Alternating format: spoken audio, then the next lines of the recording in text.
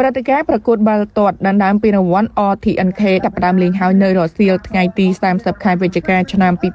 2024នៅក្លឹបកីឡា Platinum ជ្រោយចង្វាបន្ទាប់ពីរៀបចំពិធីក្រុងប៉េលីក្នុងនោះលោកអង្គញាឈៀងសវណ្ណរតនៈបានអញ្ជើញធ្វើពិធីក្រុងប៉េលីនិងប្រារព្ធពិធីបើកជាផ្លូវការនៅព្រឹត្តិការណ៍ប្រកួតបាល់ទាត់នេះលោកអង្គញាឈៀងសវណ្ណរតនៈដែលជាស្ថាបនិកនិងអគ្គនាយកនៃក្រុមហ៊ុន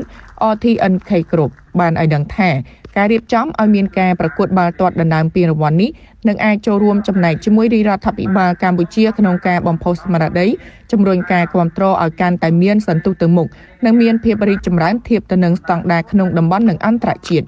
លោកបានបន្តថាក្រុមហ៊ុន RTNK Group ជឿជាក់យ៉ាងមុតមាំថាសកម្មភាពរបស់យុវជនក្នុងការលេងកីឡានេះនឹងរួមចំណែកបន្ថែមទៀតក្នុងការគាំទ្រនិងអភិវឌ្ឍវិស័យកីឡាបាល់ទាត់នៅក្នុងប្រទេសកម្ពុជា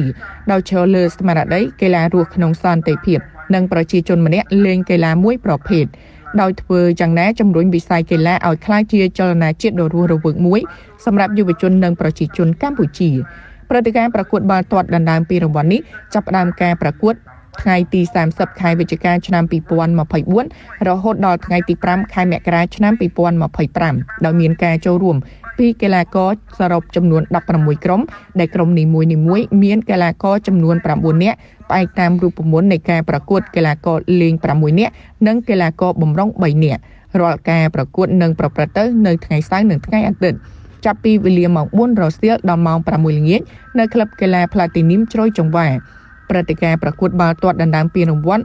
RTNK ឆ្នាំ2025ត្រូវបានរៀបចំឡើងក្រោមការព្រួយផ្ដាំនិងដឹកនាំដោយផ្ទាល់ពីលោកអង្គញាក្នុងគោលបំណងដើម្បីផ្ដល់ឱកាសដល់យុវជនកម្ពុជាក្នុងការជួបជុំរឹតចំណងមិត្តភាពសាមគ្គីភាពនិងបង្កើនកិច្ចសហប្រតិបត្តិការរវាងគ្នានឹងគ្នាតាមរយៈវិស័យកីឡាក្នុងនោះដែរក្រុមហ៊ុនដែលបានចូលរួមឧបត្ថម្ភសម្រាប់ព្រឹត្តិការណ៍នេះរួមមាន Platinum Sport Club, Brew Coffee and Lounge, Brew Coffee, Brew Catering Service, Brew Park Restaurant, Brew Meatball ស្ថានីយ៍ PTT Cafe Amazon និង Mart 7-Eleven សាខា Brick Hole 50 ម៉ែត្រហាងសម្លៀកបំពាក់កីឡា Cotton Tactical Cambodia និងចូលរួមសហការឧបត្ថម្ភដោយក្រុមហ៊ុនទឹកពិសា Vital ទឹកពិសាគុណភាពខ្ពស់